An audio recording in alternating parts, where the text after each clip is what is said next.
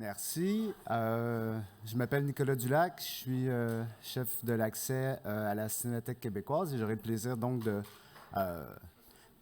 présider ce panel ce matin, donc qui est intitulé « Montrer, reprendre », donc « Show, resume », un panel qui s'intéresse entre autres à l'utilisation des actualités filmées, donc des Newsreels, par des cinéastes expérimentaux, mais aussi plus largement à des enjeux liés à l'accès donc à du matériel archivistique par des artistes, entre autres, donc accès à du matériel qui parfois peut s'avérer sensible ou encore qui est tombé dans le domaine public.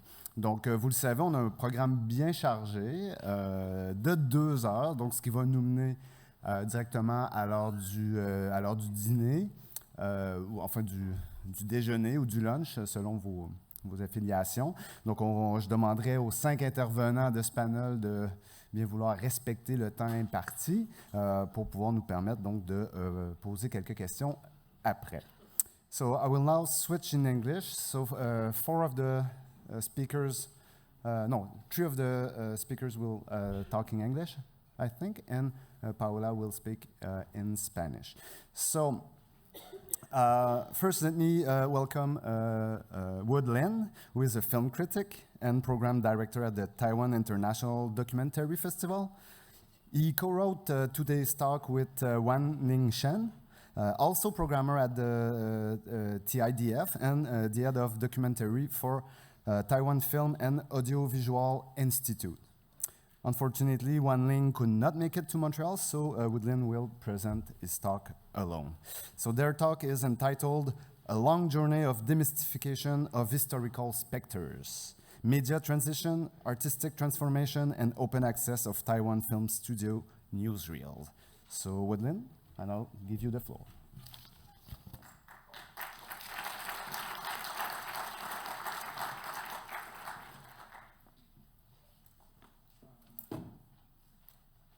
Hello, everyone.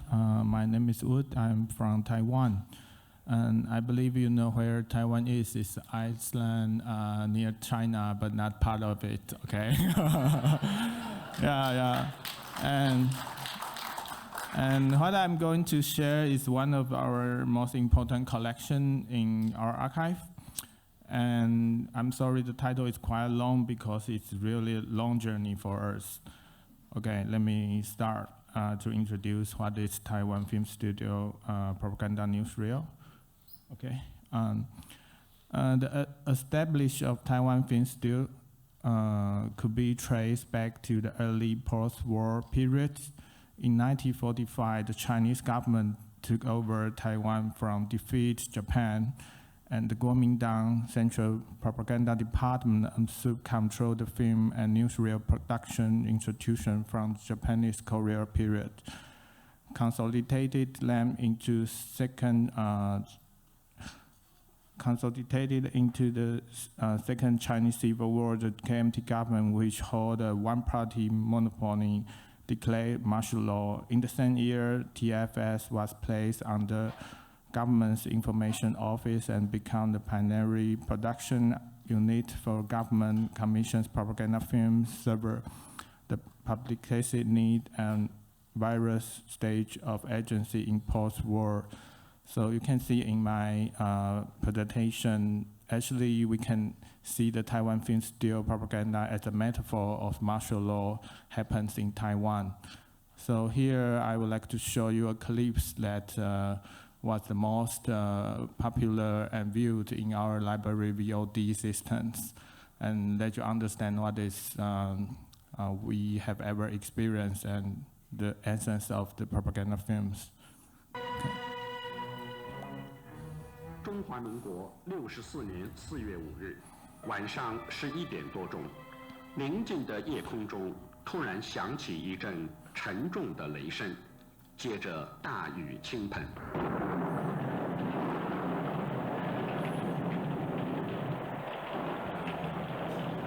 这是宇宙震撼、天地同悲的征兆。我们中华民族的救星、世界的巨人、万民敬仰的伟大领袖蒋总统，因心脏病突发不幸奔除。全世界的人们都为这不幸的消息而震惊，全台湾1700多万同胞都为这不幸的消息而痛彻心扉，悲痛万分。Okay, and this journey creates a form of monophony, a singular dominant voice that conceals the suppression of dissent, ignore the reality of society, and overlook the diverse of ethic, grape, and perspective. Furthermore, especially after 60s, we have TV, television, and the Kuomintang government use that to spread the dictatorship ideology to the people in Taiwan. And okay, let's try. And the second chapter is how we get these materials from TFS studio. Because in 1999, the very serious earthquake attacked Taiwan, especially in middle part in Taichung. And the TFS studio, they got very serious damage. So in the next year, in 2000, the entire collection has transferred to the National Film Archive. I think the FIAF members should know our former names better. It's called Chinese Taipei Film Archive. But now I'm happy that we have a new name called Taiwan Film and Audio Institute. Yeah, so more than 300 million feet of films reel and related material has becomes one of our part collection. And the next step we try to do is to digitalize all the films from reels to data. And you can see that those films is like a metaphor of collective memory involved across generation, and the significance of TFS newsreel has shifted over time. So if you have ever experienced what is martial law period, when you watch that films, you will feel very surprised. But if you are the older people or generation, when you saw that film, it's like a traumatic experience. So in 2010, the TIDF festival, we tried to create a new archival project to invite filmmakers to reuse this archive footage. But most of local filmmakers, they just use this footage as a historical evidence or reference. But someone from the German, the filmmaker Marco Willis, did a different perspective. Let me show you the clips he made. Yeah. Okay, this one. 若海空中站起的将士们，我们要保卫大陆。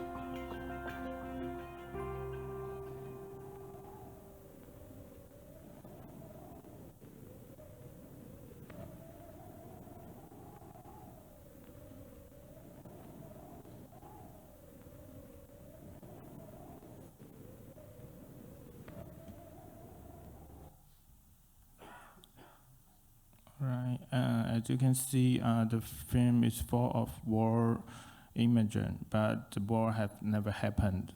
So the message is very clear for me. The film can lie, just like a politic. and yeah, this was 2010, and in 2014 we tried to find what we have in our archive. So we organized another program called Real Taiwan 1951 to 1965, and we used this propaganda to become the film program, and the program was shown in cinema. So the temporal displacement added more layers of irony and ill-timed humor. The young audience, when they saw this image, they feel, wow, that's ridiculous, that's very funny. And in another way, the film program helped us to revealing the history and the context behind. So I will show you the trailer of this program.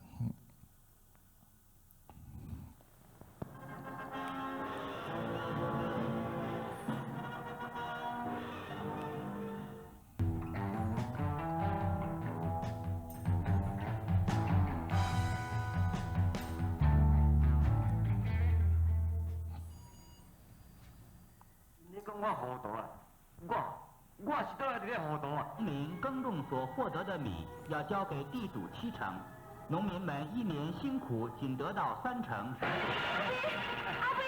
病菌需要离开病人的身体，而侵入一个健康的人体。接吻也是一种直接传播病菌的方式。请大家提等于厝的啊，详细甲看，才会通发挥精湛的效能。要拜好了这李小姐，看过伊无要插的，还只有听下忙的配着转。你看迄个衫有洗无？但是我若穿迄款衫，你看安怎样？哦，恁穿就安尼相亲相爱才对啊。农家的少女们在丰衣足食之余，举行服装展览。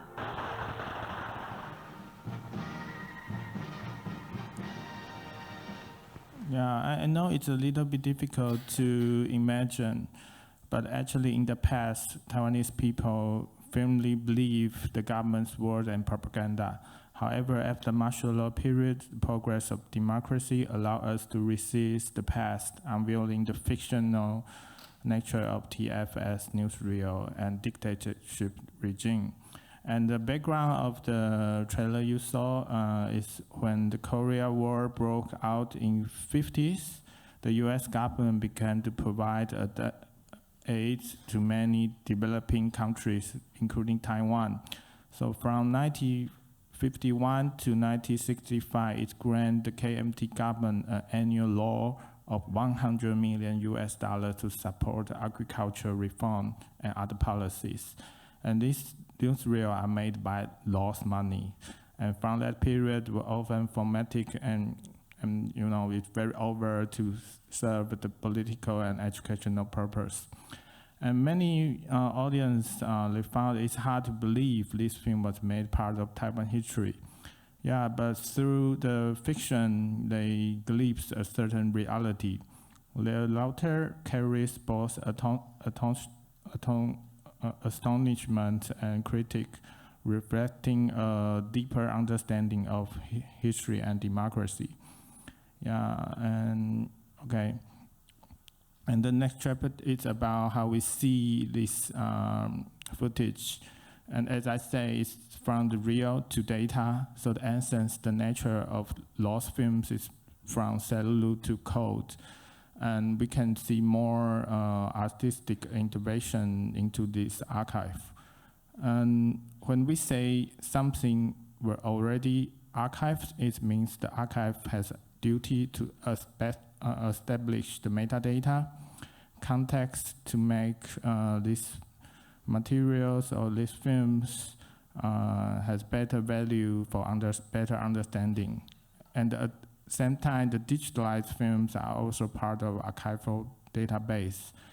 So inspired by algorithm and live coding audiovisual performance, TIDF launched another archive creation project called Journeying with the Archive Recording. So we invite 5 new media artists who have never experienced a martial law period to make something different, not film, but maybe audiovisual performers. So in the early stage, they were shocked by the political ideology embedded in TFS newsreel and sense a historical spectre behind them. So the critical questions then become, how can artistic practice engage with TFS newsreel? What fundamental reflect period of the data shift? So here I will lecture another clips made by the artist group called UNAS. Their performance called Behind Bright Sides. Yeah, they use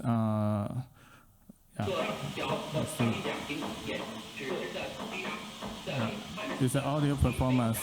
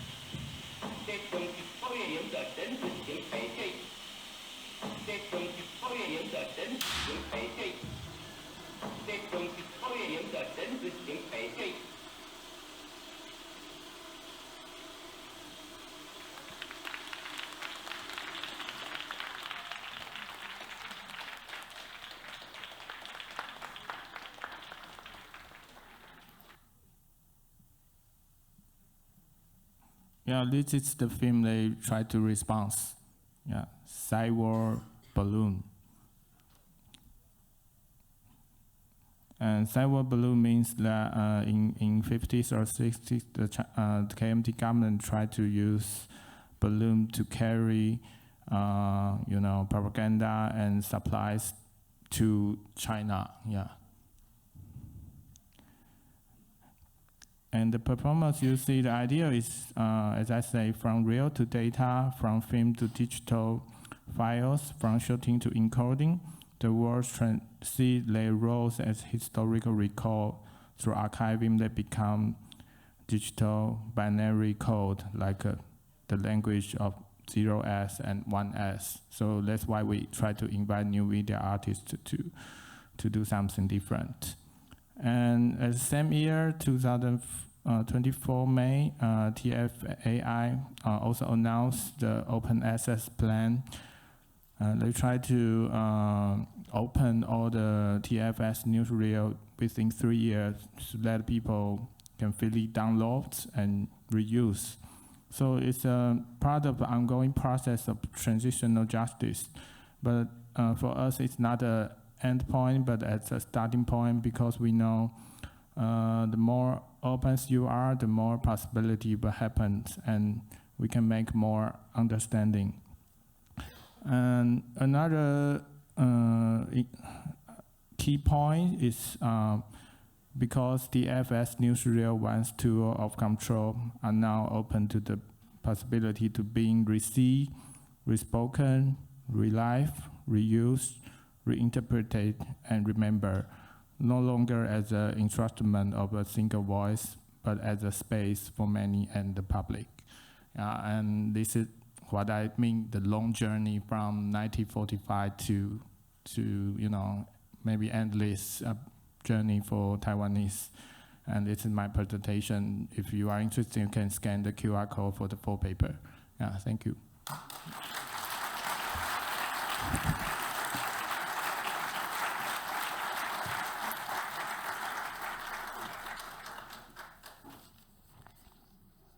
Thank you, Wood. Thank you for keeping it under 20 minutes. For our second presentation, we'll have two speakers from the Deutsche Kinemathek. First, Anke Hanh is responsible for the film distribution and programming at the Kinemathek. After studying German and philosophy in Berlin, she worked for the Basis Film Distribution Company. And since 2005, she has been responsible for cinema and festival distribution at the Deutsche Kinemathek. And as part of this activity, she initiates and organizes film series and events. Hanh has also been, since 2017, the project manager and program coordinator of the Film Restored Festival. And she curates the Deutsche Kinemathek streaming program Selects since 2022. Rainer Rotter, I think, needs no introduction. For almost the last 20 years, he has been the artistic director of the Deutsche Kinemathek, where he curates numerous film programs and exhibitions. He is also head of the retrospective section of the Berlinale since 2006, and is responsible for the Berlinale Classics program. He regularly publishes essays and books on current and historical issues related to film, the last of which, I think, is the beautiful German film from the archive of the Deutsche Kinemathek.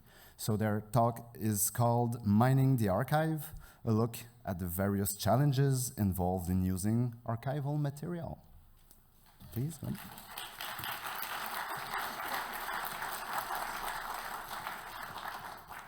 Yeah, thank you for the introduction and giving us the opportunity to speak about how our archive is mined by others. You know that there is no comprehensive legal deposit in Germany, and only films which are funded by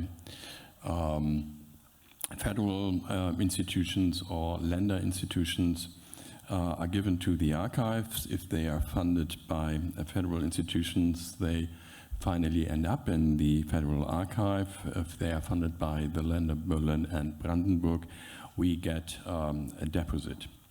But this is not the reason why our archive is a source for filmmakers to look at archival material normally, because these are normally films, feature films.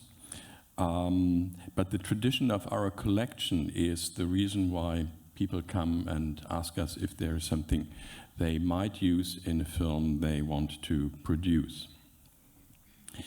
We are not the institution where material is automatically delivered, but we collect material. And there's a long-standing tradition, I would say, beginning with Gerhard Lamprecht, our founding director, who was interested in films which otherwise would have been overlooked. So he was not interested in collecting another print of the famous film of the year, but he was interested in collecting early films which were done by either German or French companies. So some of the French early productions, even the Max Linder film, survived because he wanted to have that in his collection. And everybody who was responsible for the film archive or the German Cinémathèque in specific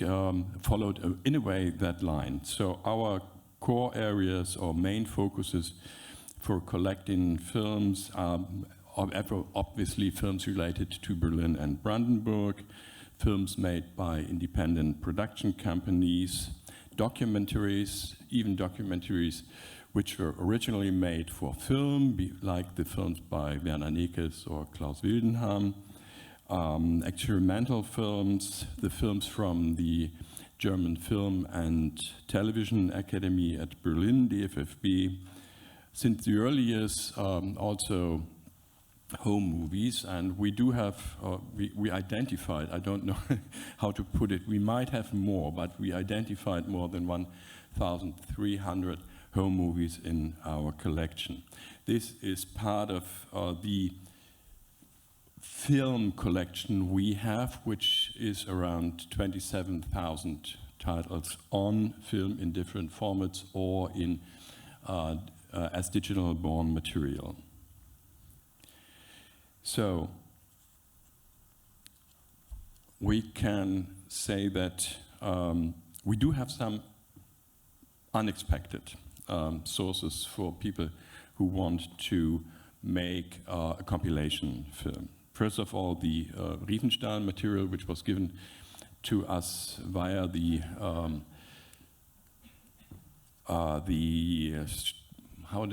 Stiftung Preußischer Kulturbesitz, Foundation of Prussian Cultural Heritage. The assistant or secretary of Horst Kettner and Leni Riefenstahl gave the material to them. They were never considering giving the films and the film-related materials directly to the German Cinémathèque, partly because Riefenstahl was not very fond of a book I wrote about her.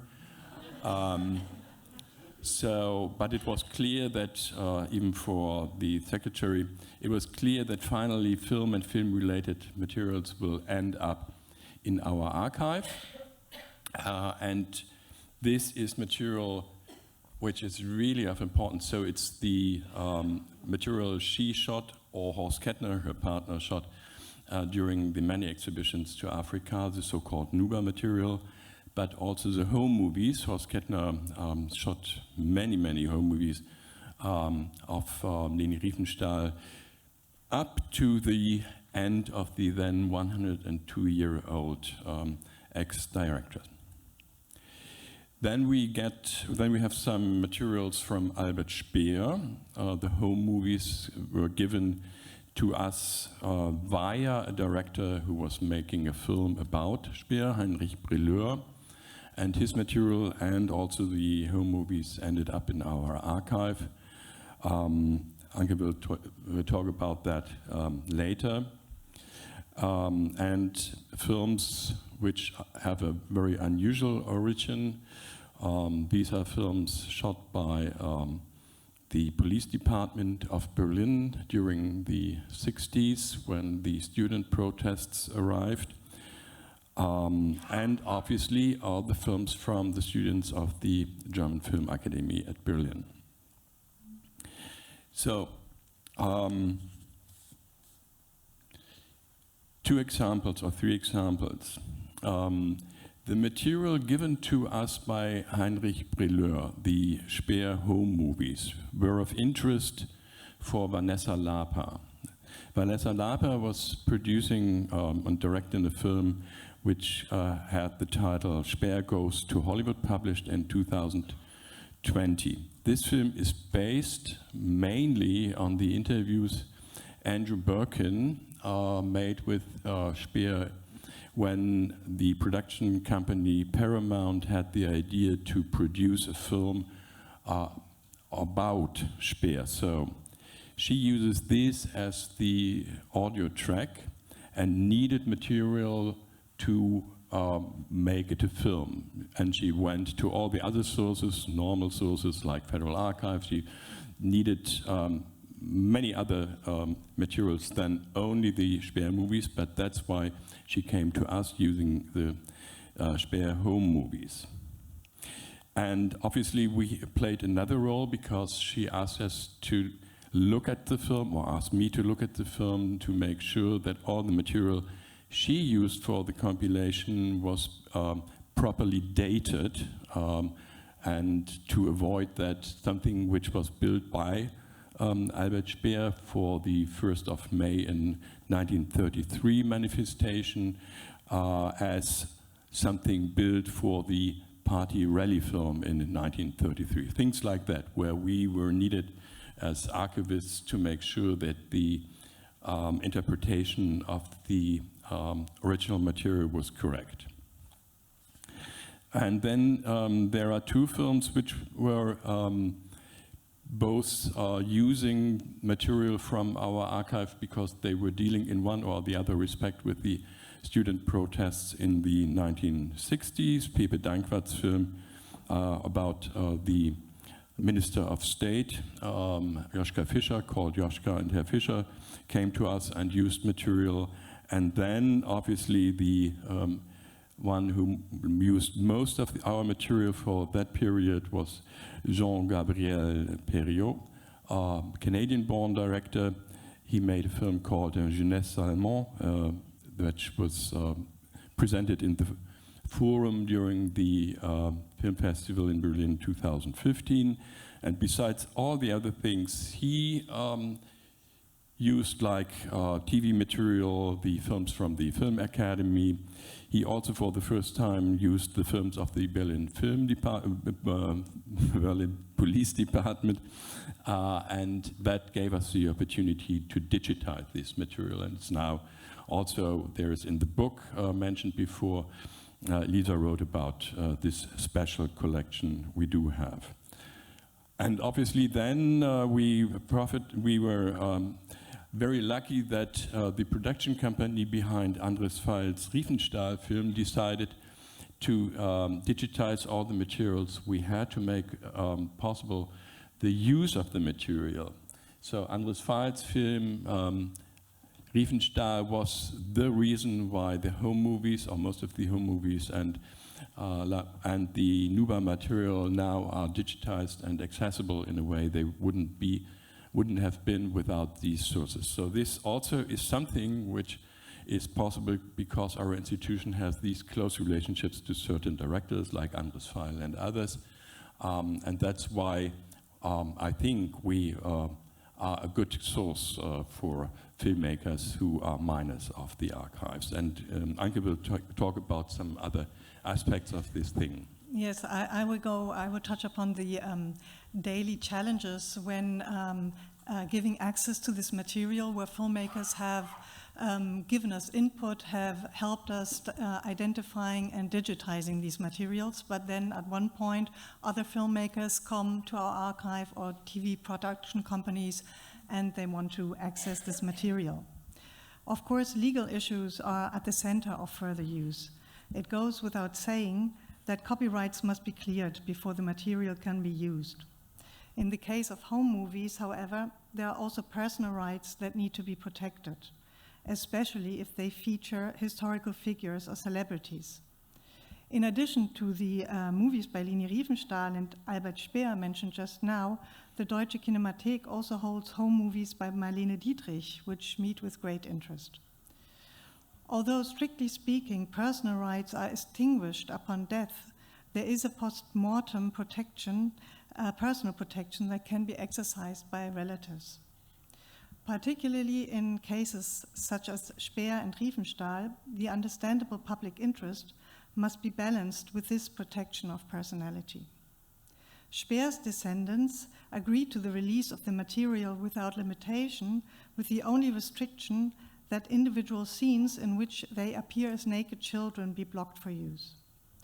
Such consent cannot be obtained for parts of the Riefenstahl material, but the descendants of the film Nuba could possibly object to the depiction of their ancestors.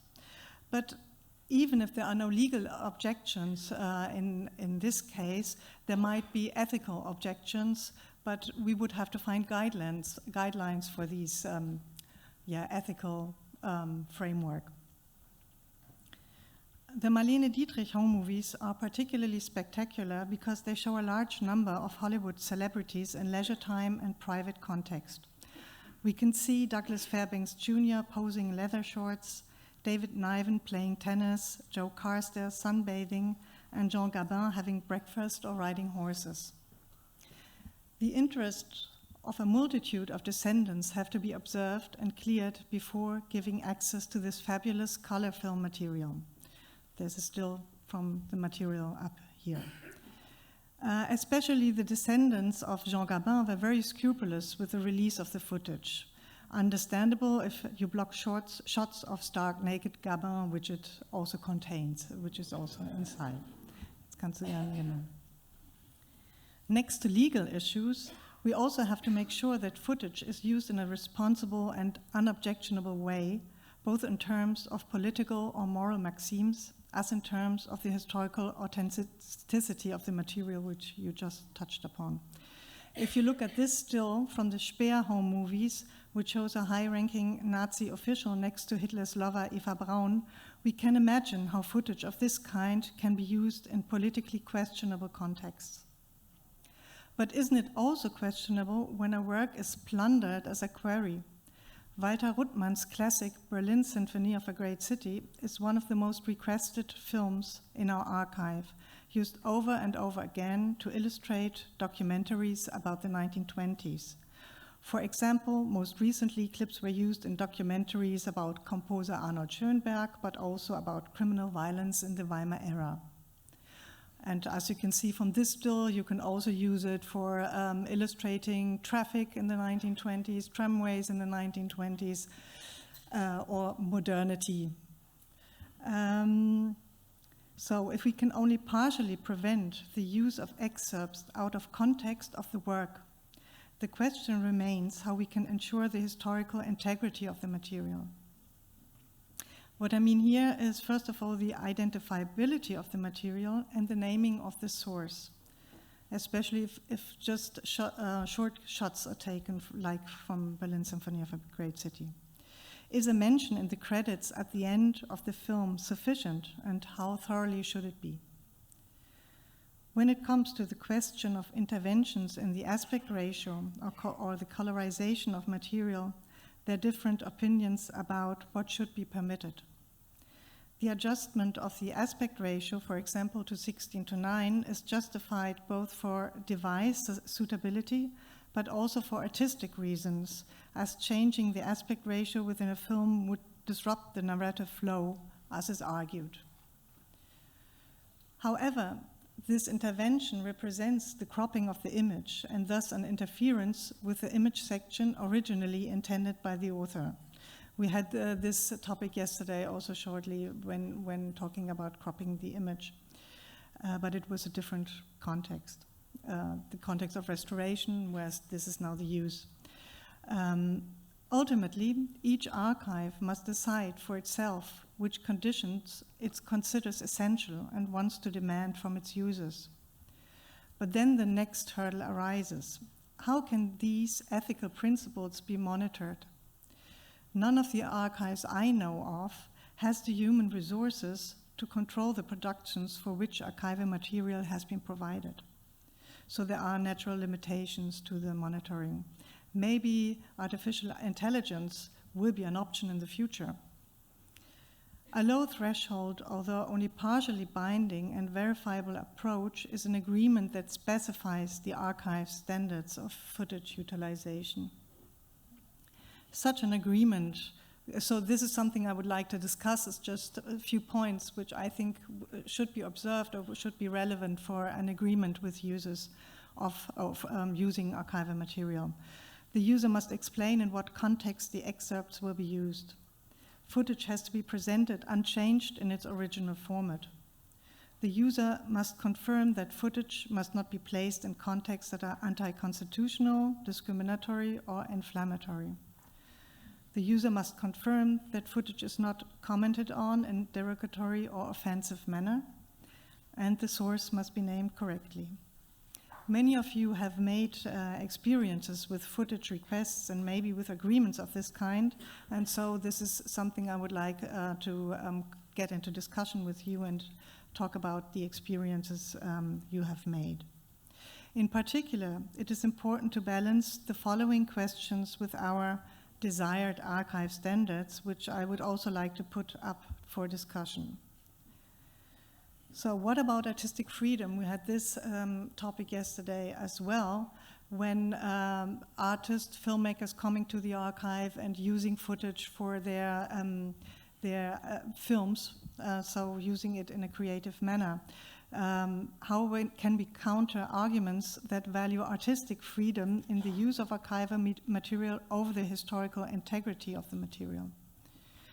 We recall the debates surrounding the colorization of World War I footage for Peter Jackson's film They Shall Not Grow Old, for example, or yesterday there was the example of The Merry Widow as well, and some others. In her film Speer Goes to Hollywood, Vanessa Lapa combines footage from different sources, as Rainer just explained, and these different source materials are put into a coherent narrative by consistently adapting the aspect ratio, and then, moreover, adding a specially composed soundtrack. So it is an interference with the historical material. Both works just named are undoubtedly films of high artistic value that revitalize historical material, so to say. But is reference to these interventions in the credits at the end of the film sufficient to meet minimum archival requirements? And the other question I am confronted very often is about the reality of film productions. As I said, these include standard formats for 16:9 screen, short production terms, and technicians who aren't familiar with archives. On the one hand, it's important to gain an understanding and sensitivity for the archive's working methods and standards.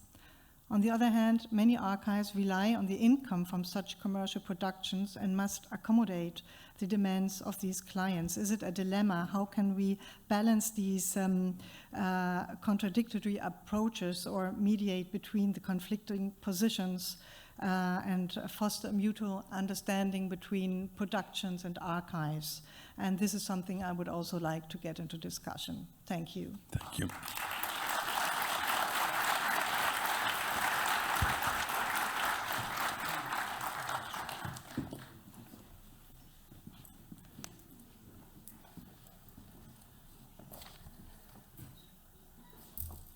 Thank you very much for this very engaging talk that I'm sure will resonate with many of us in this room. So after Asia and Europe, the next talk will now bring us to South America.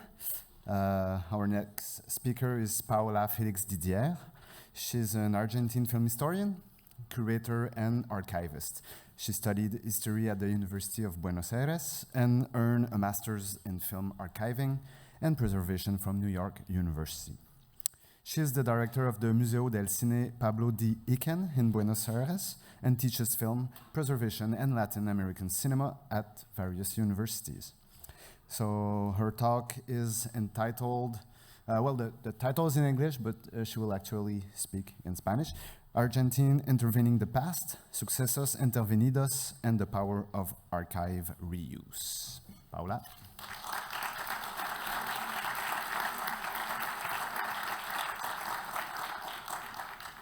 Bonjour à tous. Je vais faire ma présentation en espagnol parce que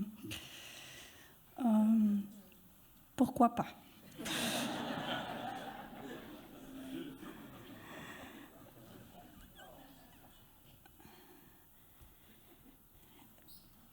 To play the video, should I just click twice?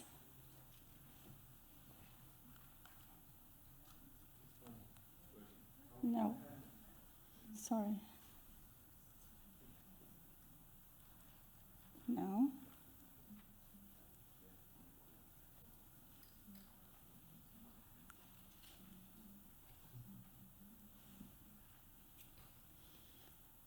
Should I click twice?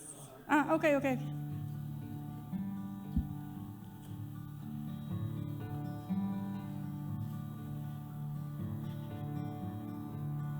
la mañana, cuando los monos empezaron a huir del zoológico, nos pareció algo divertido.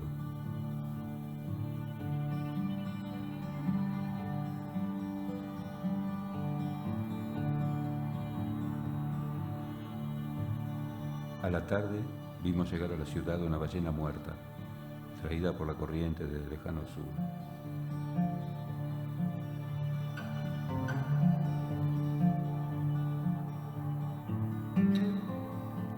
noche toda la ciudad ardió.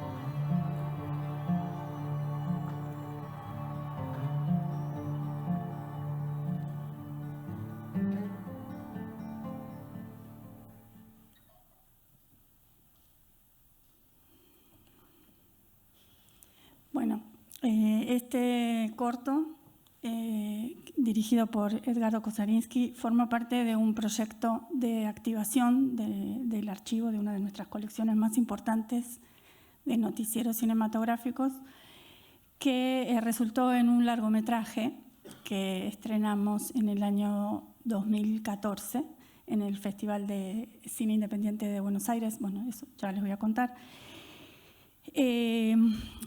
El proyecto tuvo su origen en el año 2013 con un objetivo doble, porque en ese momento el museo acababa de reabrir sus puertas después de casi 8 años de estar cerrado por una supuesta obra de una nueva sede que iba a suceder y nunca sucedió. Finalmente conseguimos un nuevo espacio y lo reabrimos, pero con el desafío enorme de lo que significa recuperar al público, no solamente al público. Bueno, nuestra institución, el Museo del Cine Pablo Ducro-Hicken, que depende del Ministerio de Cultura del Gobierno de la Ciudad de Buenos Aires, en Argentina, es una institución que cumple las funciones de una cinemateca. Somos un museo con exhibiciones museísticas, pero también un archivo con una gran colección audiovisual y de materiales relacionados como vestuario, afiches, fotos, guiones, bueno, etcétera. También una sala y un centro de documentación, uno de los más grandes centros de documentación sobre cine en Argentina. Había que recuperar al público, pero también había que recuperar la relación con la academia y con los directores de cine, con la comunidad cinematográfica en general. Entonces se nos ocurrió este proyecto de acercar y proponer a realizadores cinematográficos un pequeño desafío. Les ofrecimos los mismos 3 capítulos del noticiero cinematográfico Sucesos Argentinos, que es el noticiero cinematográfico más importante de los que se proyectaba en las salas. La colección abarca desde el año 1938 hasta el año 1972. Seleccionamos un noticiero por década. La colección no está digitalizada, esto es algo que después lo voy a contar, pero no estaba, o estaba mucho menos digitalizada en el 2013-14. Les propusimos a los realizadores, les entregamos 3 capítulos, cada uno de 10 minutos, los mismos 3 capítulos, y lo que nos tenían que devolver, si querían, era un cortometraje de hasta 3 minutos, donde no podían agregar ninguna imagen, pero sí, por supuesto, manipularla de las maneras que quisieran y hacer con el sonido también lo que quisieran. La respuesta nos sobrepasó. Aceptaron la convocatoria 25 directores, por lo cual el proyecto empezó a crecer. No teníamos nada de presupuesto, pero bueno, nos dimos cuenta que la respuesta era en gran parte por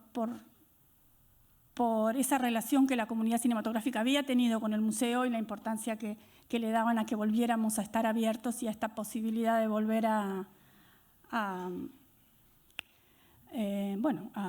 interactuar. Así que la idea terminó convirtiéndose en un largometraje producido por el museo, en realidad en 2 largometrajes, porque lo que sucedió también fue que muchos directores que o en ese momento no aceptaron la convocatoria o sintieron que no habían sido invitados, después se quejaron.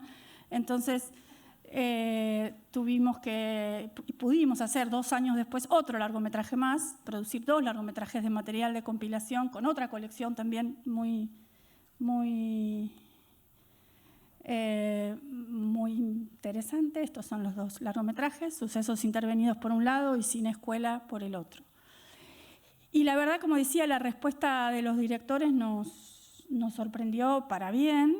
Esta lista que ustedes ven ahí a la izquierda, derecha o izquierda, es un verdadero who is who del cine independiente contemporáneo argentino, con grandes maestros como Edgardo Kosarinsky o Claudio Caldini, y hasta directores experimentales como Julián D'Angiolillo, directores más comerciales como Pablo Trapero o Lorena Muñoz.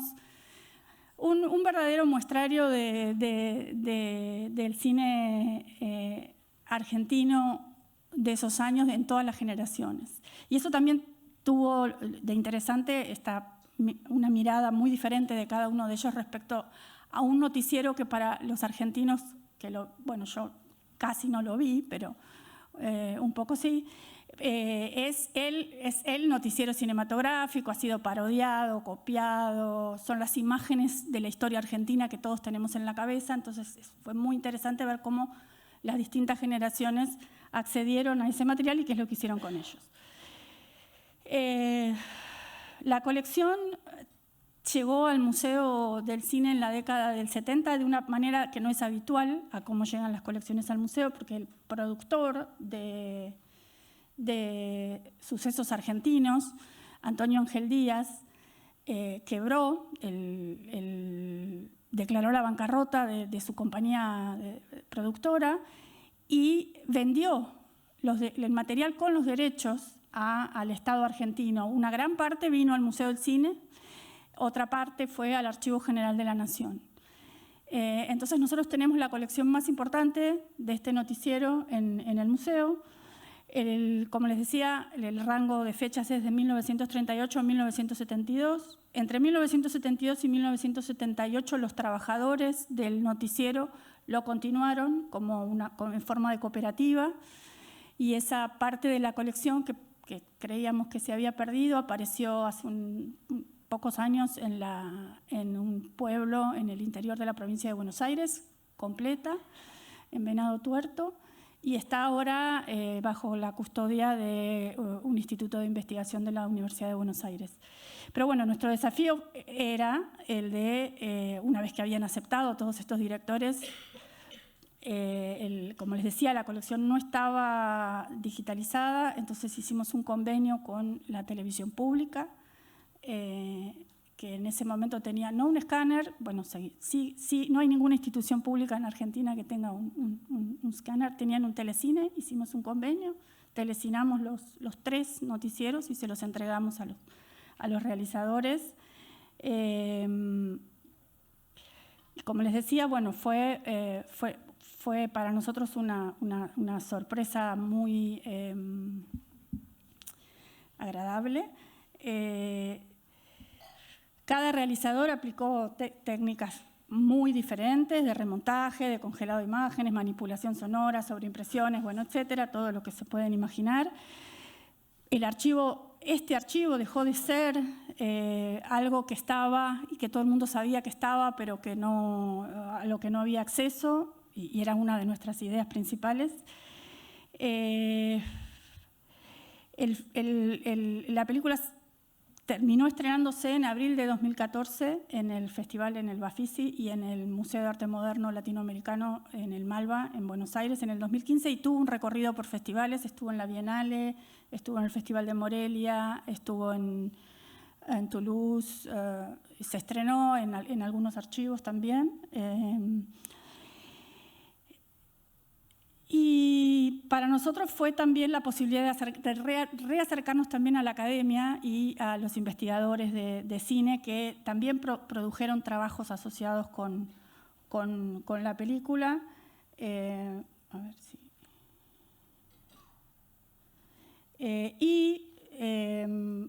algo que para nosotros fue muy importante fue que efectivamente tuvo y cumplió los objetivos que nos habíamos propuesto de reactivar el archivo, no solamente de hacer una actividad de reactivación del archivo, sino de reencontrarlo con su público natural. A partir de esa experiencia desarrollamos una actividad educativa que se repite no todos los años, pero casi todos los años, con un festival para niños que se llama Hacelo Corto, que es una experiencia anual donde tanto en la educación inicial como en la educación media tienen talleres audiovisuales y repetimos la experiencia con sobre todo estudiantes del secundario, darles estos noticieros, que para ellos ya son obviamente un lenguaje pasado, y hacer el mismo ejercicio, y algunos de los realizadores que participaron en la película van y charlan con los estudiantes respecto de cómo hacer el trabajo de archivo, cómo manipular las imágenes, y eso ha sido muy, muy inspirador. Lamentablemente no les puedo mostrar, no nos dieron permiso para mostrar los trabajos de los chicos porque implicaba todo, bueno, ir a pedírselo a los padres y no nos dejaron, pero es una experiencia riquísima que también nos enorgullece porque nos ha permitido llegar al público escolar, que es muy complicado para nosotros y sobre todo en este momento en Argentina. Estas dos experiencias sucedieron ya hace 10 años, aunque todavía siguen teniendo un gran recorrido, y además hay algunos de estos cortos. Matías Piñeiro, el realizador Matías Piñeiro, incorporó su corto a uno de sus largometrajes. Gastón Solnicki revisó el corto y lo amplió en una experiencia de largometraje.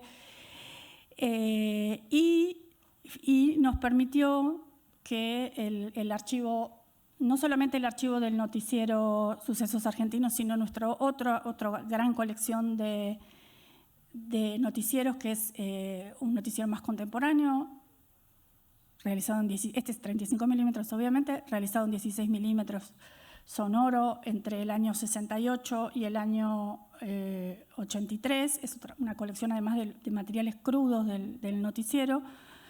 Todo eso ahora se ha convertido en un espacio de investigación académica y también para realizadores muy importante. Les muestro, a ver. Bueno, las fotos son malísimas porque son de hace nada, 2 semanas. Justamente son las únicas fotos que hay de este proyecto hasta ahora. Esta película que se llama LS83, justamente LS83 es el Canal 9, que es nuestro noticiero de la década del 70. Esta película está hecha 100% con material de archivo del museo, referido a la dictadura del 76 al 84, y asociado a textos de un escritor, de Martín Coan, y sus recuerdos de infancia en la dictadura. La película ganó el premio a mejor película en el Bafisi hace 2 semanas o menos. Así que empieza recién ahora su recorrido y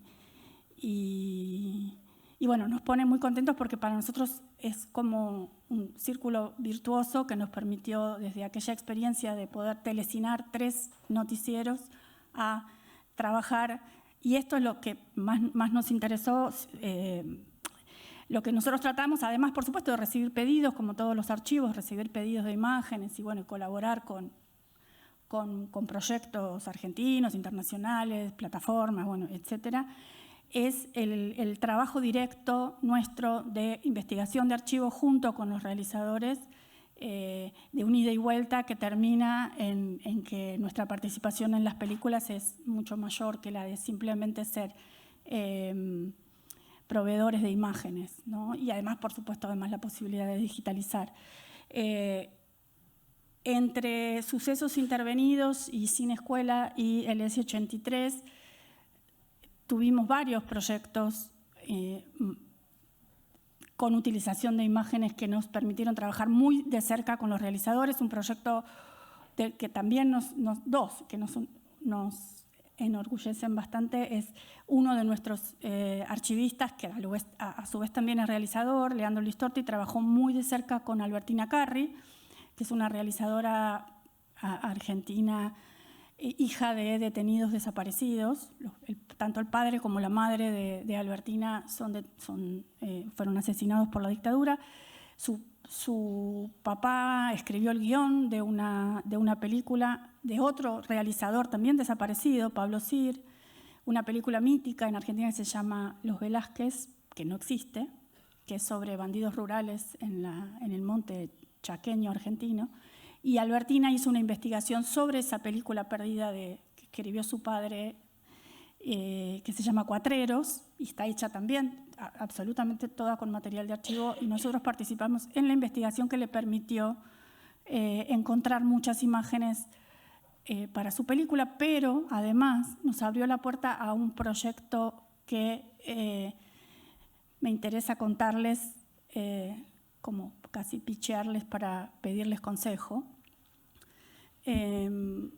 Si después tienen algún consejo sobre esto, se los voy a agradecer muchísimo. El proyecto en el que estamos ahora embarcados con el archivo de los noticieros de Canal 9 es el de hacer una base de datos de imágenes de detenidos desaparecidos que están en las noticias, en las notas del noticiero. ¿Esto por qué? Bueno, Argentina tuvo una dictadura muy brutal, como ustedes sabrán, entre el 76 y el 83 hay alrededor de 30.000 detenidos desaparecidos, 500 bebés apropiados, de los cuales todavía hay 300 de los que no conocemos la identidad. Mejor dicho, sí la conocen los que se las robaron, pero no la dicen. Entonces las organizaciones de derechos humanos, especialmente Abuelas de Plaza de Mayo, que es la que está buscando a los nietos, vienen haciendo un trabajo archivístico importante con las historias de vida de los detenidos desaparecidos, pero básicamente son hojas de vida, sobre todo de su militancia y bueno, de la clandestinidad, que son cosas que obviamente no son públicas, y tienen una base de datos de fotografías, de retratos. Pero no existe una base de datos, no existe una sistematización de las imágenes en movimiento. Y nos pasó con Albertina Carri, pero también con otros realizadores, con dos, un realizador y una persona más, que consultando el archivo vieron por primera vez imágenes de su padre o madre o abuelo o abuela en movimiento. No los habían visto nunca en movimiento. Y eso, esa escena, que por supuesto fue muy conmovedora, me llevó a pensar en esta posibilidad de hacer con nuestro archivo de noticieros, que después si eso se puede convertir en un modelo para otros archivos. De hecho, hay materiales que fueron utilizados como evidencia y testimonio en los juicios de lesa humanidad. Nos lo pidieron para formar parte de los juicios de lesa humanidad. Entonces, lo que estamos haciendo ahora es reunirnos con sobrevivientes de los campos de concentración, que han sido muy pocos sobrevivieron, pero bueno, mostrándole los materiales para que hacer un reconocimiento de sus compañeros. Pero esto es un trabajo muy lento, obviamente, además son gente que ya está muy grande, que no va a estar mucho tiempo más y necesitamos pensar en otros modos de realizar malísimo. Bueno, solo les muestro un corto más. Nada, solo esto, queremos ver la posibilidad de usar. Yo vengo del país de Maradona. We thrive on red and yellow. Entonces, queremos hacer un uso virtuoso de la inteligencia artificial y el reconocimiento facial con todo lo que eso significa. Les dejo entonces con el corto, con este, que fue el más exitoso de nuestro proyecto. Y perdón y gracias.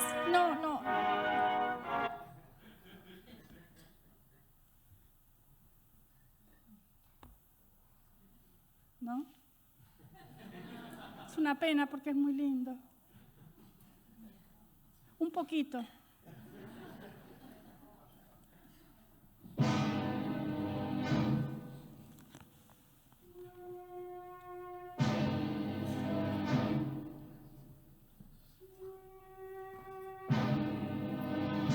Tu te souviens de ce qui s'est passé? Un peu. Seulement quelques images. C'était la guerre? Non. Depuis un certain temps, ta patrie suspectait une invasion militaire d'un de ses voisins, un pays très puissant et expansionniste. Pour mesurer le risque réel de cette menace, ton gouvernement se décida à envoyer un espion. C'était une mission secrète. Le Conseil de sécurité t'a choisi à toi, parce que tu étais japonaise. Mes parents l'étaient. Moi, je suis née ici. Mais tu paraissais venir de très loin. Tu es arrivée dans un vol commercial en provenance de Tokyo. Tu te voyais comme une touriste inoffensive. C'est vrai. Tu as rempli ta mission sans aucun problème. Tu as écouté des conversations confidentielles au cours desquelles s'élaboraient d'obscurs plans de guerre. Tu t'es procuré les copies de plans qui démontraient l'invasion imminente. Tu as réussi à photographier les usines secrètes dans lesquelles se construisait l'enfer. Chaîne de montage complexe avec des armes de destruction. Preuve d'existence d'armes chimiques capables de rendre fous les hommes. Jusqu'au jour où un ministre avec lequel tu avais dû flirter pour obtenir une information t'invite à une fête privée au palais du gouvernement. Y assister impliquait un risque nécessaire. La mission était terminée. Tes informations étaient parvenues à destination, cachées dans les boîtes d'un récent film d'auteur. Tu pouvais revenir alors à ce moment. Pourquoi es-tu allé à cette fête? J'en sais rien. Peut-être que je voulais juste m'amuser.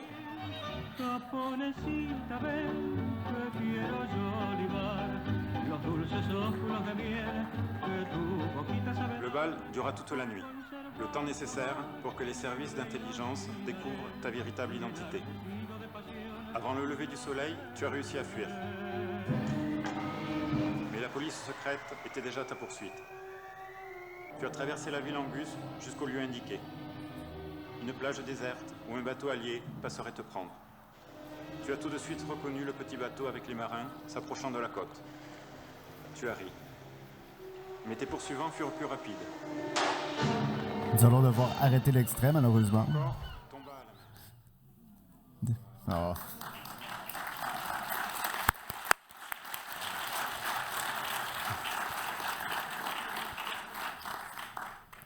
I'm terribly sorry, but it had to be done. Thank you for ending on such a high note and an intriguing one at that. So let's finish this panel with our last speaker, and certainly not the least. So Mathieu Sternad is head of curators in Národní filmové archives in Prague, where he coordinates the work of the department and supervises extraordinary acquisition, restoration, and presentation projects. He is also the head of the FIAF Programming and Access to Collection Commission, also known as PAC, and during his tenure, PAC has focused on relationships between the FIAF community and the right holders and distributors, as well as on internal matters of loans between affiliates. In 2018, he conceptualized and coordinated the FIAF Symposium on sharing. So today, his talk is entitled Restoring the Past and Funding the Future. Thank you. Yes, and I'm also sorry, Paula, for cutting your film short. Before I begin, I have to make some acknowledgements, and especially this paper was originally conceived as a part of a triptych that we were putting together with Claudie Obdenkamp and Annabelle Shaw. I'm sorry they couldn't be here for organizational reasons in the end, and as you will see, I owe them a great deal. For official credits, Claudie is affiliated primarily with the Bournemouth University, and Annie works for the BFI. So I will start by telling you a bit about a workshop we did together with Claudie and Annie, why I feel it is important, and then move on to some attempts at generalizing the issue that we tackled. So in January this year, we hosted an online workshop with the title Restoring the Past, Funding the Future.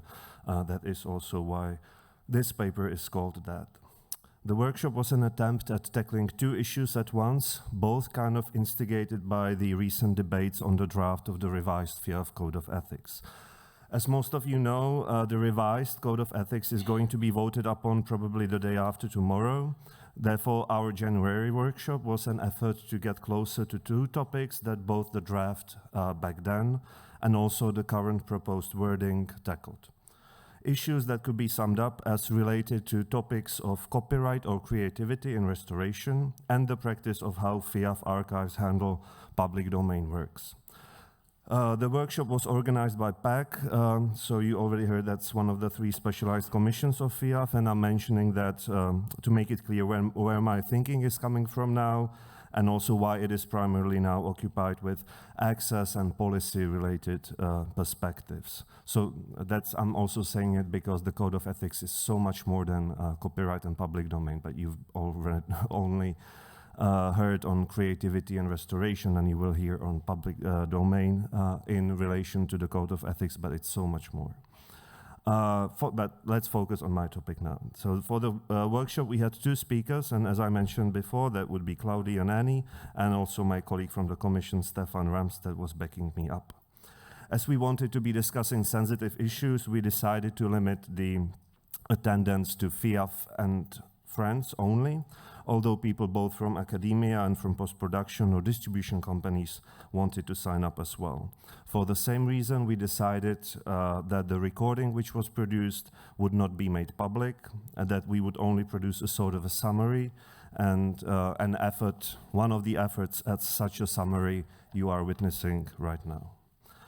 So our workshop had two primary objectives. First, to examine the role of creativity in restoration, particularly connected to the possible question of copyright in restoration. And second, to explore ways for archives to safeguard or recover their financial, symbolic, intellectual, and other investments in public domain works.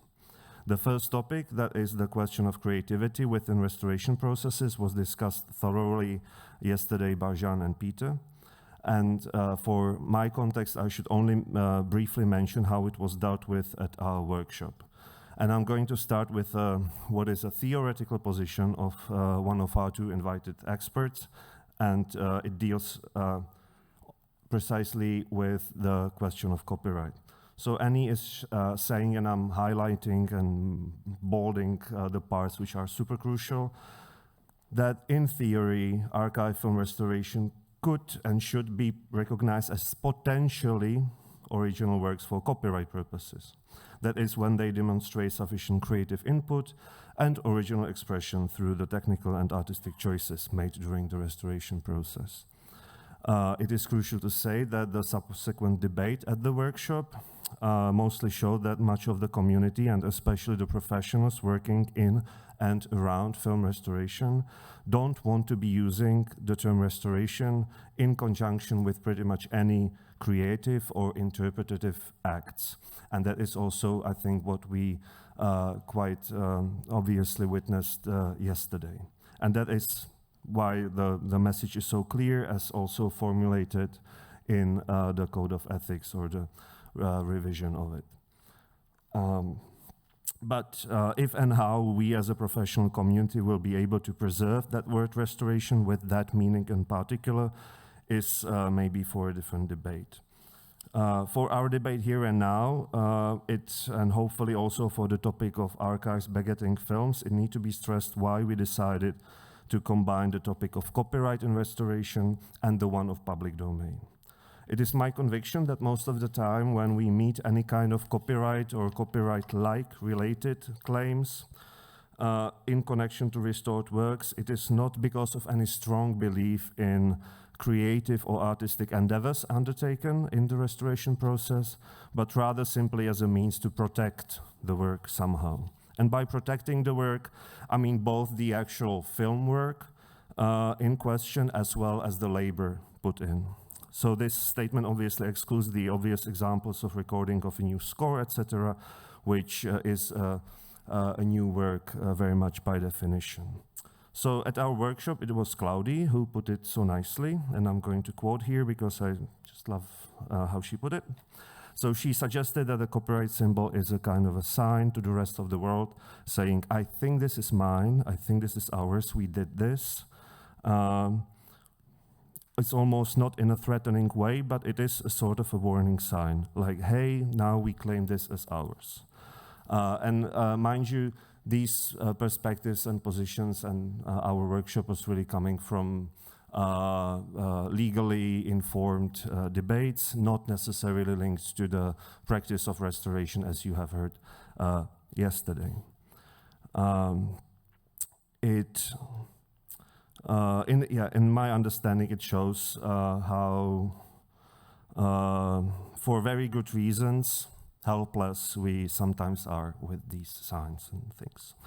And it was also Claudie who brought the notorious example of They Shall Not Grow Old to the table, this time in a slightly different light. We, of course, could touch upon it as a prime example of creative remastering or re-something. But Claudie has shown this slide with the copyright symbol and Imperial War Museum next to it, and the year, of course. It is so exemplary and lends itself not only to the creativity or authenticity debate, but also to the one around public domain. Although generally I would feel uneasy about singling out a particular work or project in this context, I think this one indeed actually actively asks for it and has been debated on so many different occasions already. Well, what is interesting here is, of course, two things. First, who is the copyright assigned to? Who are the authors of this new work in this case? Is it the director or the restoration artist? And sure, they as authors might have transferred all transferable parts of it onto the producer of the restoration, but still the copyright terms, as you know, and their duration would be determined by their physical or personal lifespan. And second question, which lends itself more and better to the kind of a debate we are trying to have here, is are and will the underlying films be available as we would suppose they are indeed out of copyright, or if you want, in the public domain. When we are trying to have a serious conversation on this, we are already arriving with many expectations and presumptions. Not only the copyright and legal reality is different, also its practice and perception is.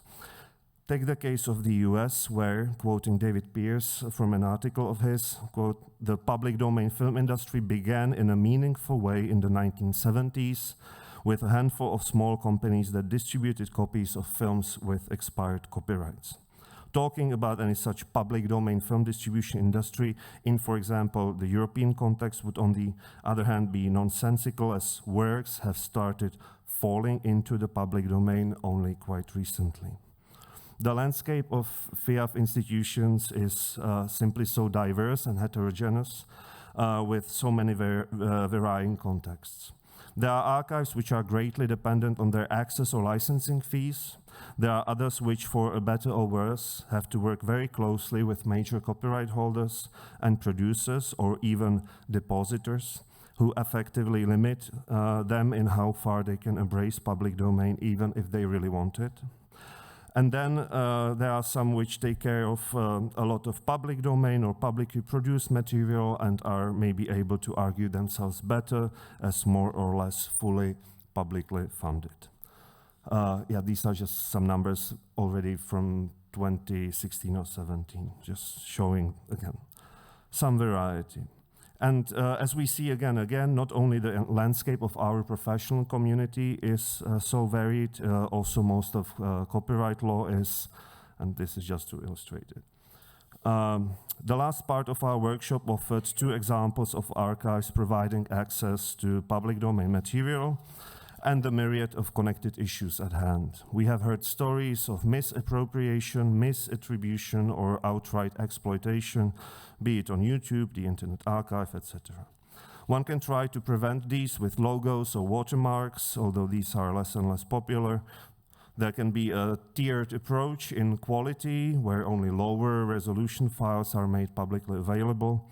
There are also access agreements or terms of use, which effectively mean that even the material that is provided access to is in public domain. There are conditions stipulated in the access provision themselves, which, for example, bar the user from sharing it further, commercially exploiting it, etc. If someone would outright commercially exploit your work, you could also, in theory, see it as falling under the unfair competition clause, but it has not really been tried and tested, and mostly I don't think any of us have the funds to undertake such legal dealings. In this context, it is more than understandable that in order to preserve or even recuperate some of the investments put into restoration, not to speak of the decades of preservation that came before it and that would come after it, copyright, even if it is more of a warning sign, is so tempting. For me, these measures are sort of a Pandora's box which has already been opened and is eating up our commitments to accessibility. They are paradoxically very understandable attempts at securing some sort of economic sustainability, but at the same time unsustainable themselves. Speaking of Pandora's box, as it entered public domain in the US this year, the film is freely available on Wikipedia, still with a warning sign that it isn't in the public domain in its home country, with the Wikipedia entry retelling briefly the story of its various restorations, but still not really telling the audience which version and which restoration, who did that, who paid for it, where are the elements coming from, they are watching. The film just starts, there's no intro credits, nothing at the end. It is, of course, silent. And we might bemoan this or just accept it as a reality and maybe work more closely with the Wikipedia community or even get directly involved and try explaining to them and maybe the rest of the world that a movie file is often more than just the movie file, and why attribution and credit are so important to us. Also, I'm not saying it is impossible to find a common ground for this debate. As you know, so many of us have already made great chunks of our collections somehow available online. But it is so very difficult that the least common denominator probably only can be formulated in aspirational statements, such as the one that the Code of Ethics is currently proposing. That is, that affiliates shall respect the public domain and advocate free use of public domain works. Mind you, again, this line in the draft of Code of Ethics appears in the context of the whole document, so there are other commitments that are directly or indirectly linked to it, but this line is very clear, and I very much appreciate that the Code of Ethics doesn't shy away from the word public domain, as it doesn't shy away from other strong words such as restitution. So how are we going to do that? Apart from adding a download button where appropriate, of course. I don't know, but I believe it is important to say that this is a trajectory that we are on, even if we might not like it. Many of us already did that for some materials with projects that were funded with that precise goal, oftentimes using some of the measures that I was mentioning before, be it low resolution files or limiting the terms of use somehow. We did that, for example, with the first Czech films. We put them on our first torrents, but still limiting their usage for non-commercial realm only, for all the good reasons mentioned above. Although obviously it still feels, the first association I had with that was the futility of those FBI warning labels.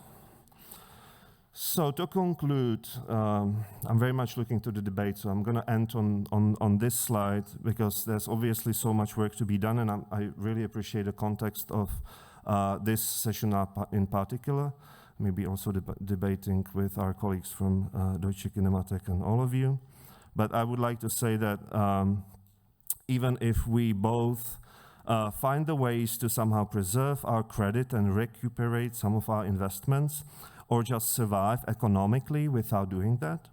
Or maybe even if we somehow learn not to care about these things, there are obviously other hurdles. Some of these are listed there. Some of them are locally specific. My favorite example are the perpetual moral rights. Because with authors' moral rights, they are very limited in the common law of the US and the UK, but much stronger elsewhere, such as in Europe. But they are still not homogenized, meaning that in some parts of the world, they are valid for perpetuity, effectively limiting in how far we can even think of public domain as totally unrestricted.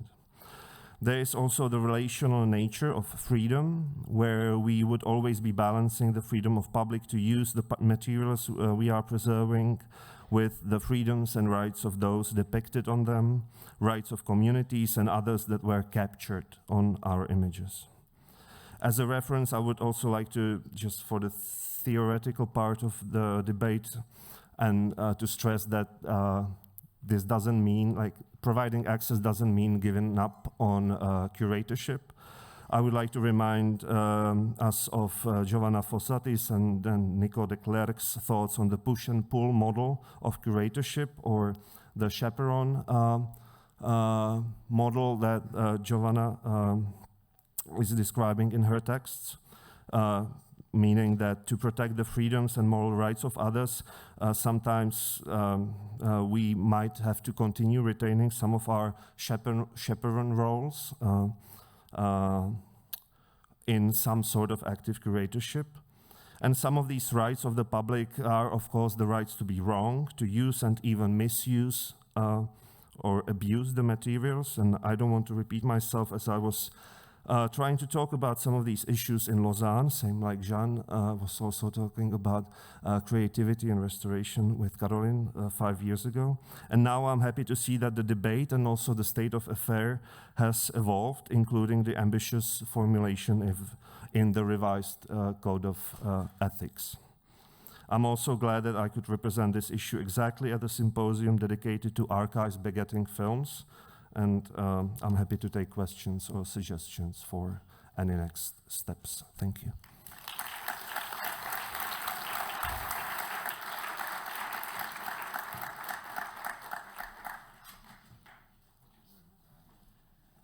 Thank you very much. This is a very thought-provoking and interesting talk. We have about 13 minutes for questions, so 15 minutes. So I will invite all of the speakers to come back on stage, please.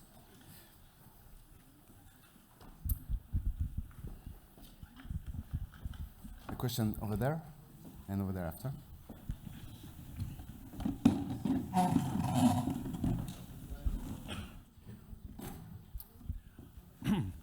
Hi, I'm Jay Weisberg, Director of Le Giornate del Cinema Muto, Pordenone Silent Film Festival. This is a question for Anke and Hanh. I imagine you're already anticipating this question, but on the guidelines that you listed, you talked about ensuring that the context is not going to be inflammatory. And my question, which is not going to be answered today, but does need to be addressed, is how do we determine what is and isn't inflammatory? An example I'd like to give is last year I was kind of the midwife to a presentation at the Arab Film Festival in Berlin using footage of Palestine from the First World War, the Imperial War Museum, that was given to a Lebanese musician and a Lebanese sound designer to create a performance. This included footage of Gaza being bombed in 1917. The presentation, after playing in Berlin, then went to Beirut to the Metropolis Cinema. This was designed deliberately by me to be inflammatory. So how do we deal with this question? Again, I don't expect us to be able to come up with that answer, but it's something that we need to be actively addressing. Yeah, thank you very much. Because of course, each of these terms have to be defined more precisely. Also, what is discriminatory? All these things have to be defined, and it's a lot of work. I think we have to do it as a community to see how we can define these terms as open as possible. But still being clear what can be done and what cannot be done. Yeah. Well, of course, the intention is always important and must be taken into account. Yeah, I mean, when we're talking about the Nuber material, there were two films made, the one by Andres Pfeil and the other by Andres Messias, who are using this material. And we were talking about presenting the Nuber film material to the community, but because there is now a civil war, so far the discussion doesn't continue. This is also true for the photographs. But it's not only a question of inflammatory use, it's also a question of correct use. So in one film, it seems that Leni Riefenstahl had the most reliable and trustworthy relations to the Nuber community, and she were dealing them also with respect. She went there because she was longing for innocence, wanted to get rid of the memories to the nasty German past. So there is no scene where, in this film, there is no scene where you can think about Leni as being a director as we know she was from Olympia and Triumph of the Will. And Andres Pfeil, on the other hand, he knew all the material as well, decided just to use one or two scenes where you see that she is not only directing, but pushing people in directions. So this is a decision both directors made, and none of these decisions is ours. Knowing the material, we could say, well, Rose Macias portrays her as too innocent, and even Andres Pfeil isn't using the most shocking material. But this is something we have, in a way, we have to accept, I think, because we are not the ones who are doing films with material from our archives. We are just giving the material to others to make films. Hola, I'm going to ask Paula in Spanish. Paula, felicitaciones por el proyecto y también muchas gracias por tu trabajo en representación de los asociados a estos periodos en el comité ejecutivo. Te quería preguntar, las películas que nos mostraste, Sucesos Intervenidos, Escuela Argentina y LS83, ¿cuál ha sido o cuál es, digamos, la ruta de circulación, digamos, que han tenido las películas junto con los festivales que nos contaste en los que ha participado? Y si es un material que puede estar disponible para ser presentado, digamos, en cinematecas del mundo, y bajo qué condiciones se puede hacer esa circulación. Voy a responderte en español, gracias por la pregunta. Las películas que produjo el Museo del Cine, Sucesos Intervenidos y Cine Escuela, están disponibles en YouTube y están disponibles para proyectarse. Estamos viendo de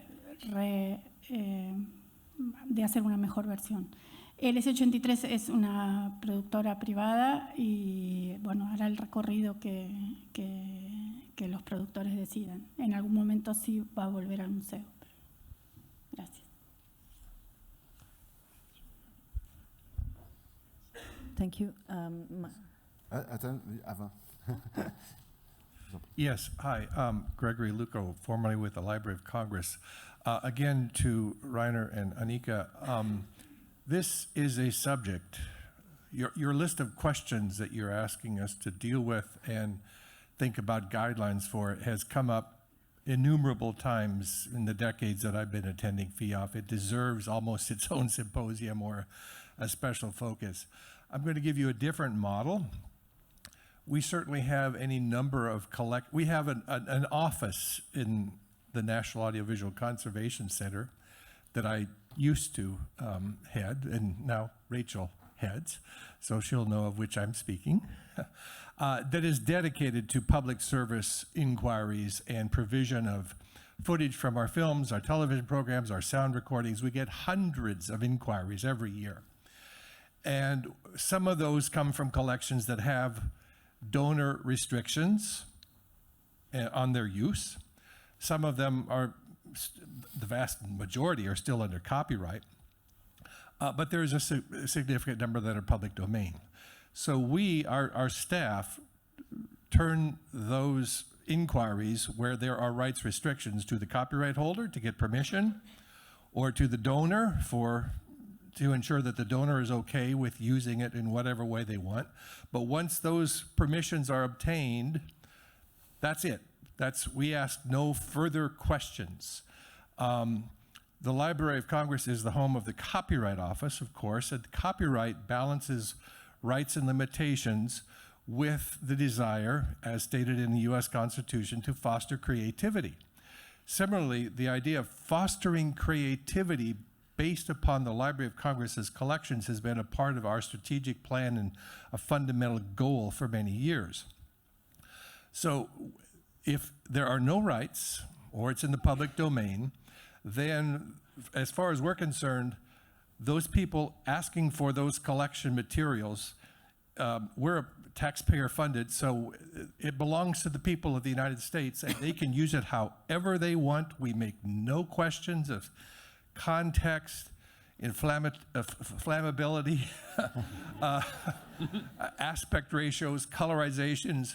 We want to encourage the creativity of the American people, the speech. If that fosters additional counter speech and we can support that, we will do so. It's a different model, and it's the only way we could ever rationally seek to address the hundreds of inquiries that we get every year to obtain footage from or sounds from our collections. Yes, I think that's exactly, Heidi here, the position of the Federal Archive. And I understand that very well. But we were talking about material which was not produced by the newsreel companies or so. So these materials were home movies. And then I think the situation is a bit different. And also, maybe we have to add that we do have contracts with copyright owners, so we have to take care for them for copyrights, and that's always also something we have to balance or mediate. So it's not quite just as easy as you're describing it now for us, but. Yes. Maybe very quickly, can I have a suggestion for a third type of arrangement? And that would be, like Gregory was saying, actually enabling access wherever legally possible. Frame it like that. And then maybe as an institution which wants to be active curatorially, has some social responsibility, has some audience, decide about the things that you approve of, that you endorse, that you support, right? I mean, I'm just imagining the kind of future where you don't compromise your commitment to access while still maintaining the sort of role that you want to maintain as a cultural institution, which maybe has also, like, I don't know, positions and opinions and so on. My question is for Mate. Thank you so much for your presentation. You were talking about the rights of the people who are in the images, and pardon perhaps my lack of knowledge of all the code of ethics, but as peoples who were under colonization, who were filmed, early century, let's say, what is our rights on these images, especially from a transnational point of view, where certain countries do no longer exist, for example, or if they are not represented by any institutional model or power or structure. So how can we have access to these images? And if in this case the authorship or the copyright, is it something that we can claim can be shared? I'm afraid, like, legally, there's not much to be talked about, but ethically, there's a lot to be talked about, and that's why I think these topics are so present in the current draft of the Code of Ethics.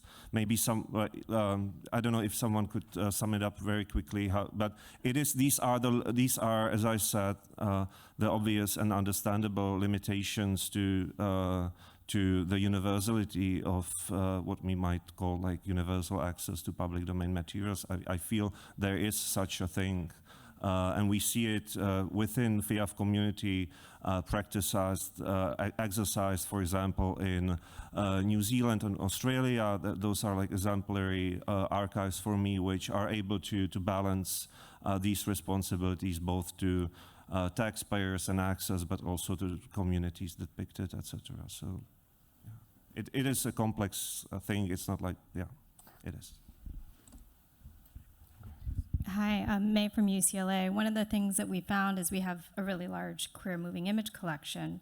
And so as LGBTQIA filmmakers have come to us asking about what we'll do with their materials, there is that concern about how it will be used, and will bad actors use those materials to further defame and, remove the rights of LGBTQ individuals. And so there's that also separate ethical concern that we have, where we've had filmmakers say, we want to place our materials with you, but will you make sure no one uses it for homophobia, right? And so that puts us in a unique and awkward position, because at some point, we can't, there's only so much you can do there. You can only, track that information as best you can, and with the staff that you have, it's near impossible. So having, for us, like very clear up front, like this is as much as we can do up to this threshold, and this is, what we'll do to in terms of like protecting what we can, but we can't, monitor everything, because we do want people to use material for creative purposes. At the Academy, when I was there earlier, somebody had called us and said, I'm looking for home movies of ugly people. And I said, well, can you define, I just got really amused by this, and so it just kind of kept the person on the phone. But I said, can you define what ugly is? And he said, well, when you're at the Department of Motor Vehicles office and you're getting your driver's license. And I said, aren't you at the DMV also? But this is to say that the idea of that subjectivity and then how people use it, if you're at the front line and you hear these types of requests, you automatically know, I hope, what your role is, deflect, tell them to go somewhere else, but it's the sort of bad actor that sometimes folks are careful around because of their own community experience. Okay. Did you want to react? If not, I'm going to go to the last question of today's panel. Buenas. Bueno, yo lo haré en español, ¿por qué no? Como dice Paula. Y creo que resultan muy inspiradoras las ponencias, no solamente la de esta mesa, sino la de todos estos días, porque nos hacen ver como que comenzamos a cumplir un nuevo rol que el que tradicionalmente veníamos cumpliendo en los archivos fílmicos. Y sobre todo para una generación como los jóvenes, que tienen una percepción de lo audiovisual mucho más intensa que las antiguas generaciones. Yo veo aquí un encuentro entre lo que podríamos significar el recuerdo personal, intimista, asociado a la memoria, pero que cumple ahora un papel muy importante cuando se transforma en imágenes en movimiento. Y entonces, las imágenes en movimiento, tanto las recreadas por la memoria como por el recuerdo, incluso como nos han hecho ver algunos de los compañeros que nos han antecedido, a partir de las imágenes recreadas desde los archivos, están configurando nuevos niveles de identidad de una historia que comienza a aparecer, ya no solamente bajo la forma tradicional de una élite que tiene la posibilidad de acercarse a su pasado, sino que estamos contribuyendo, creo yo, de una manera inédita y creo que eso es lo que debemos felicitarnos en este momento. Esa sería mi reflexión. Well, thank you. Actually, it's the best way to conclude this panel, and it echoes many of the conferences we had since yesterday. Thank you so much for being a good audience and for staying with us. Thank you to our speakers.